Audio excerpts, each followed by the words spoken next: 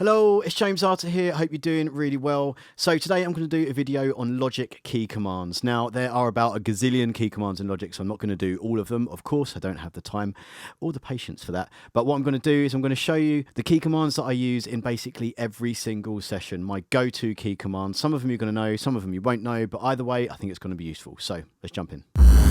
All right, let's start with a few zoom in options. So zoom in and out, that sort of thing. So if you hold Command and then you just use the arrow keys, up, down, left, right, and you're going to go in and out vertically and horizontally in the session. I use this all the time. Continuing that, if you hold Control and Alt, then your cursor will turn into the little zoom icon like this. And now you can zoom on any particular thing you want. So let's say we just want to put these regions into view. Let's go like that, boom, and then we're seeing all of these basically pretty much full screen. Okay, and then moving swiftly away from that, if you just click anywhere away from the region, so anywhere kind of in this kind of area, hit Z, and then we're going to get a bird's eye view. So we're going to zoom out and see the entirety of the session. I use this all the time, especially when you've been focused on little parts and you need to just step back for a second and just see where everything is, or if you're trying to just look for things. So that's clicking anywhere and hitting Z. Also continuing on Z and the power of Z, or Z to my American friends. If you've clicked on a track and you press Z, it will show you the entirety of that track. Click again and we're going to come back to here. So if you've got a few things on that track, like this one here, you're going to see all of what's on that track. Really useful. And then lastly, still using Z or Z, if you click on just one region and hit Z, then that's going to zoom in just that region to the entirety of the screen. Really cool. Okay, continuing on with those viewing options, you can double click or you can hit W to view a audio region. Then if you want to see that in its own window, Command and 6. So you can do all of your edits and you can get in there on a nice big screen. Same thing with MIDI regions as well. You can either double click, or if you hit P, it's going to bring up the piano roll. Okay, so we're going to see that right there. And then if you want to see that in its own window, Command and 4, and then you get it nice and big. Lovely, jubbly. Side note, just to close that, another key command, Command and W, and that's going to close that window. Now here's something that I like to do. If you hit X, you're going to bring up the mixer. You get to see both the arrange and the mixer on one page, which is very cool. However, if you do Command 2, you're going to bring up the mixer in its own window. Then you get to see it in its entirety, which is really handy. And then to follow on from that, let's do Command and then this little one with the squiggly lines next to the Z.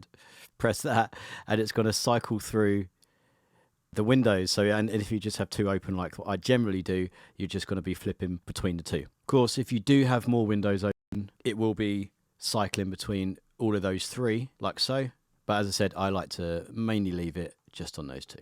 Okay, a few obvious ones which everyone should know, but surprisingly some people don't. M to mute a track, Control and M to mute just the region. And then if you highlight a certain part of a region, like if you do it with the marquee tool like that. In fact, I've done a video just on the marquee tool, so you should go and check that out. Once that is highlighted and you do Control M, that's going to mute that part of the region. And unmute, of course. Really useful. Turn cycle on and off. Really handy. And K for the click. Great. Okay, so you can use for audio and MIDI regions. Depends on where your playhead is. If you click on that particular region, hit Command T, that's going to split the region at the playhead. And if you don't want that anymore, highlight them together, Command J, and you're going to join them back again. Lovely. Remember that works on audio and on MIDI. So we'll just do the same. Command T to split, and then to join them all together. Let's highlight all of these now. Command J, and that's all one solid region.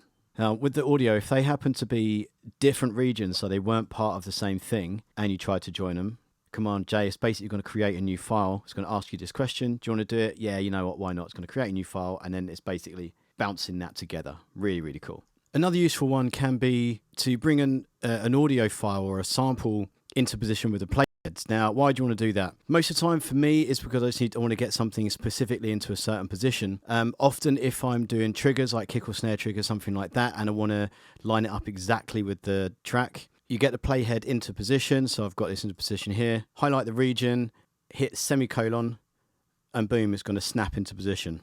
Really handy when you're trying to get something really accurate. Okay, a few MIDI things for you. So if you highlight a note and then hold Option and go up and down on the arrow keys, that's going to move you up and down a semitone. If you add Shift to that, so Shift, Option, arrow key, that's going to go up and down a full octave. Now, if you click the piano roll here, it's going to highlight all of the notes in that region, all of the same notes in that region, and you can do the same key commands to move the whole thing. Lovely. Next, if you've got a bunch of notes that need quantizing and you don't want to go all the way up to the menu at the top left there, just highlight what you want, hit Q, and it's going to quantize as per your value in the menu there. Another useful one is trim overlapping notes. So if you've got all of these where you've just held them on too long before you played the next note, highlight all of those, Command A, hit backslash, and it's going to trim them so it doesn't clash with the note that's following it. Lastly, another one that's really handy is repeat. Select a region, whether it be audio or MIDI, it doesn't matter. Command R, and you're going to repeat that region, just like that. Probably sounds terrible like that, but who cares? Okay, quick one on the power of options. So option is generally used to affect all of what you're choosing it to affect. So for example, I've got all of these track stacks. I've got a few different ones here. They're all closed. If I press option and open one of these track stacks, it's going to open them all at the same time. So now I can see all of my tracks. That's quite a lot I've got there. And in the same respect, if you click it whilst closing, it's going to close them all as well. Now, another place you can use that would be if you have all of these take folders open, maybe you're doing lots of edits all at once, and it's just starting to get a little bit messy. If you click whilst holding option, that's going to close all of them down at the same time.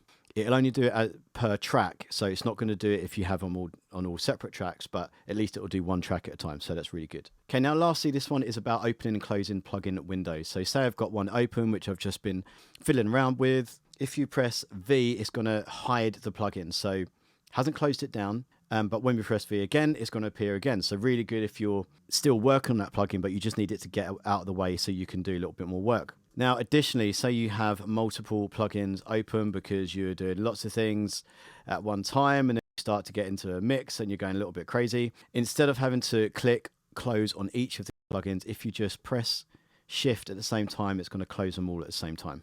Nice and tidy. Now, this last one isn't a standard key command because you have to actually add it in, but I find it really useful, especially when you're mixing. So what we're going to do is we're going to go up to Logic Pro, Key Commands, Edit, search for Open, Insert, and now it's going to come up with a whole bunch here. So you'll need to make a command for each one. So what I've done is I've done Control 1, Control 2, Control 3, Control 4, and so on and so forth, down to 8 inserts. And then what this basically means is I've got this whole stack of plugins going on here, and all I want to do is I want to open the one which is the second in the chain. So click on the track that you're looking to open the plugins on, use your key command for number 2, and that's going to bring up just number 2. Do it again, it's going to close it. Let's go to number 3, and it's going to do number 3, and then number 4, so on and so forth. You get the general idea. That can be really cool if you're in the middle of a mix and you just kind of want to be looking at the plugins themselves. You don't want to be messing around with the mouse too much. This can be really, really useful. Then I've set up one more, which is for instruments. So in the same respect, go to Key Commands, Edit, this time open Instrument, open and close Instrument plugin window of Focus Track. So I've done Shift 0, just means whatever track we're on here now, whatever focus track we're on, Shift 0, and then it's going to bring up the instrument that you have loaded on that track, and it's going to close it as well if you do the same thing.